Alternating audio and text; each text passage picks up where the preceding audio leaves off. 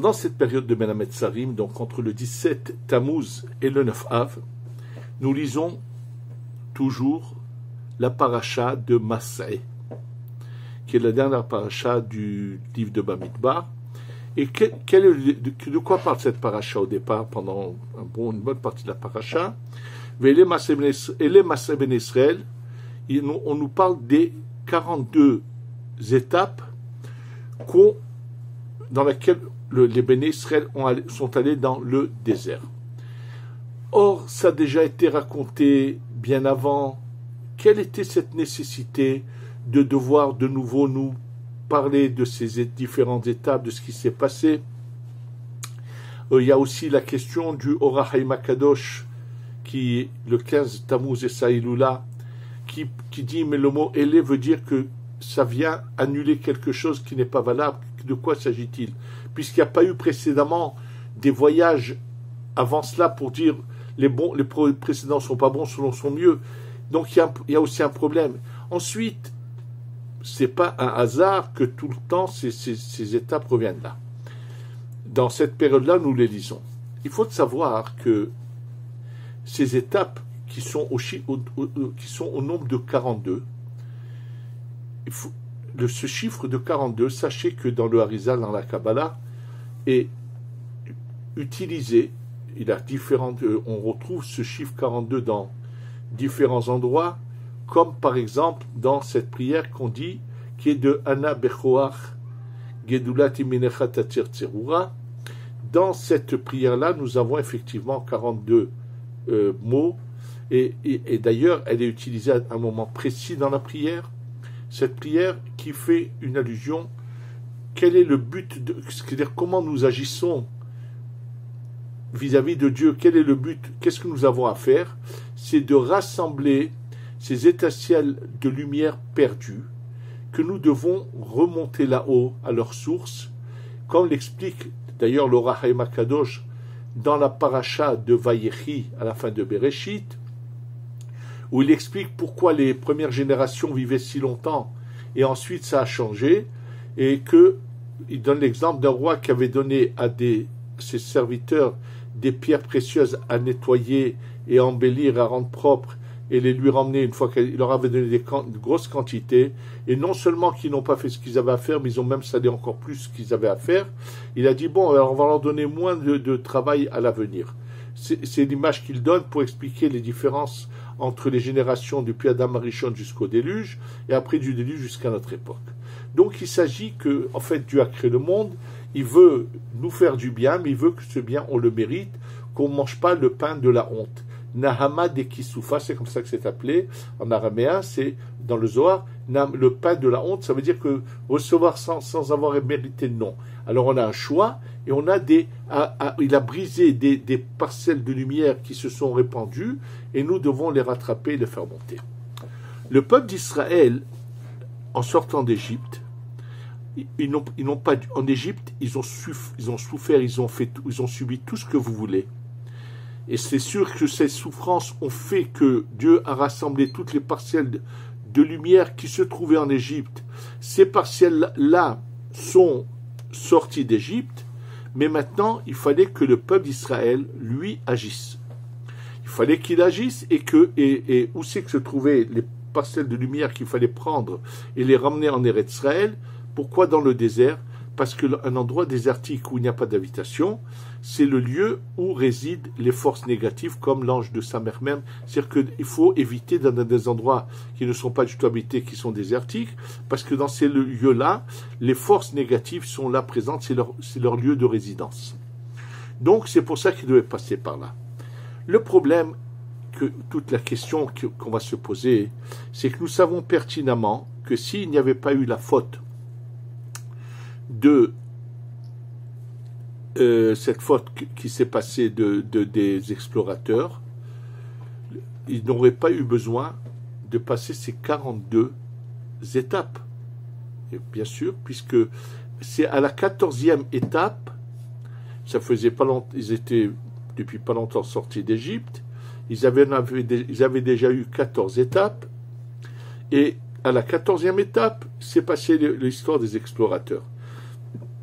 Donc, on est devant un problème. Si de les façons, il fallait ces 42 étapes pour récupérer toutes ces parcelles de lumière, comment ça se serait passé, puisque sans la faute des explorateurs, ils rentraient directement en Eretz Israël. Sachez que la réponse se trouve dans le Chumash lui-même, dans cette paracha. Vous allez voir comment se trouve la réponse. Lorsque le passouk commence, cette paracha, elle dit « Ele mas'e bene Israël » voici les différents voyages des Béné Israël. Asher Yatsu Mitzrayim, c'est le peuple d'Israël sorti d'Égypte. Les Tivotam, c'est-à-dire comme en forme d'armée, sur chaque. Et là, ce qui est marqué, Beyad Moshe Ve'Aaron. Avec la main de Moshe Aaron. Il y a quelque chose qui ne va pas ici. C'est des enfants. Un enfant, je le prends par la main et je l'emmène. Or, il s'agit d'adultes, d'un peuple entier. Que signifient ces mots, Beyad Moshe Ve'Aaron? Alors, sachez que là se trouve la réponse de la question que je vous ai posée. En fait, ce qu'il faut savoir, c'est que ils avaient énormément de parcelles à devoir récupérer. Maintenant, je vous ai parlé du nom de Anna Bechoar, de cette fille-là qui a 42 mots, mais il y a encore une autre formule où je vais vous expliquer comment on arrive à 42. Le nom de Dieu, quand je l'écris Yud, ensuite He, Vav, He, j'ai 4 lettres. Quand je prends ces lettres-là, je les écris en entière. Ça veut dire le Yud, je l'écris Yud, Vav, Dalet. Le He, je vais l'écrire He, Yud. Le Vav, je vais l'écrire Vav, Yud, Vav. Et le He, He, Yud, on appelle ça Malé. Ça veut dire que j'ai rempli les lettres. Alors je répète, Yud, Vav, Dalet, c'est 3. He, Yud, c'est 2. Vav, Yud, Vav, c'est encore 3. He, Yud, c'est 2, ça fait 10. C'est une manière de décrire le nom de Dieu qui est Pachout, Malé, simple, c'est 4 lettres. Je le remplis, ça fait 10. Et quand je remplis de nouveau ces lettres, je vais arriver à 28. C'est-à-dire j'ai 10, j'ai 4, j'ai 10, et ensuite j'ai 28. Sachez que ils devaient passer par ces 2 premières étapes qui sont 14. Les 4 du nom de Dieu à sa source, les 10 d'après. Et là, s'il n'y avait pas eu l'erreur des explorateurs qui ont fait pleurer le peuple, qui les ont écoutés malheureusement, ils pouvaient déjà rentrer en Eretz Israël. C'est-à-dire qu'il faut savoir qu'il y a 2 manières de récupérer les parcelles de lumière. Soit il faut descendre au fin fond des abîmes, ou on peut, comme avec une sorte d'aimant, les attirer vers nous. En fait, étant donné que Moshe et Aaron étaient présents, et c'est marqué Yad par la main de Moshe et Aaron. Le mot Yad, c'est 14. La main de Moshe et la main de Aaron, 14 et 14, c'est 28. C'est-à-dire avec l'aide de Moshe et Aaron, si à ce moment-là, ils rentraient en Eretz Israël, ils auraient fini la récupération de toutes ces étincelles de lumière, ils les auraient montées, ils seraient passés à l'étape suivante. On a trouvé quelque chose de semblable dans l'histoire, oui, avec le roi Cheskia. Le roi Cheskia est un roi qui va réussir à faire en sorte que tout le peuple d'Israël applique la Torah et étudie la Torah. Personne n'est Mechalel Shabbat, personne profane le Shabbat à l'époque du roi Cheskia. Et en fait, le roi Cheskia réussit à rassembler tout ce qui reste jusqu'à la fin des 6000 ans comme parcelle de lumière pour faire venir le Mashiach pour qu'on passe à l'étape suivante. Oui, il arrive presque au bout. Malheureusement, il n'a pas fait un détail qui aurait fini tout ça. Et ce qui se passe, c'est que finalement, il y a des gens qui se relâchent, se remettent à ne pas appliquer la Torah. Et tout ce qui a été délivré dans ces lumières avant leur moment retombe. Et donc, on est dans le travail. Ça veut dire que il y a tous les jours, par nos prières que nous récitons, on fait ce qu'il faut. Une partie de ces étincelles. Maintenant, vous allez me dire, mais il y en a qui sont en Eretz Israël, il y en a qui sont en dehors d'Eretz Israël, et on va voir la différence entre les deux. Sachez que la même question que je viens de vous poser entre ceux qui sont en Eretz Israël et ceux en dehors d'Eretz Israël, la même question est par rapport à l'histoire de Yaakov avec ses enfants. Nous voyons que c'est la suite de la vente de Yosef que que les enfants de Yaakov descendent en Égypte et commencent cet exil. Si cet exil était impératif pour récupérer ces étincelles de lumière, pourquoi on va rendre responsables les frères de Yosef qui sont la cause quelque part en cela? Sachez qu'il y avait deux possibilités. Une des options était que les Béné Israël restent en Eretz Israël et qu'il y en ait quelques-uns qui fassent des allers-retours seulement et récupèrent les étincelles de Kedusha, ou même à un niveau où sans aller, en Eretz Israël même, c'est comme avec des aimants à distance et faire revenir les parcelles de lumière ici. Donc l'emplacement n'est pas le plus important. Simplement, quand est-ce qu'on a ce pouvoir d'agir à distance? C'est si quand il y avait en Eretz Israël le Beth Amikdash, qui était l'âme du monde entier. Donc quand la Shechina résidait dans le Beth Amikdash, par la force de la Shechina qui était au Beth Amikdash, on pouvait tout récupérer en les faisant venir vers Eretz Israël. Étant donné qu'on a fauté et qu'on n'a plus le Beth Amikdash, c'est ça ce qui oblige la Shechina à aller en galoute, à aller en exil, et pour aider le peuple d'Israël à ramener les nitzotzot, les parcelles de lumière qui sont là-bas en exil. Oui, c'est pour ça que c'est pendant cette période où nous n'avons pas le Beth Amikdash qu'est lue cette partie-là. Et comme le dit d'ailleurs le Rachaim Akadosh, il dit le mot Elé veut dire les premières étapes sont bonnes, mais celles qui vont venir après sont pas bonnes, parce que celles qui sont venues après auraient pu être évitées, on aurait pu rentrer après les 14 premières étapes en Eretz Israël, et là-bas, on est tout rassemblé, passé à l'étape suivante, mais comme ils ont mal agi, avec la faute des explorateurs, ça va les obliger à rester presque encore 39 ans dans le désert, et que finalement, malheureusement, pour faire ce travail en étant dans le fief de la Klippa, dans le fief du mal, et de lui prendre ses souffrances et tout ce que ça a pu comporter. Alors que ça aurait pu se faire d'une manière bien meilleure si on avait fait les choses différemment. On a devant nous un enseignement merveilleux. On peut éviter souvent les souffrances et les problèmes qu'on a en faisant un effort supplémentaire dans la Torah et les mitzvot.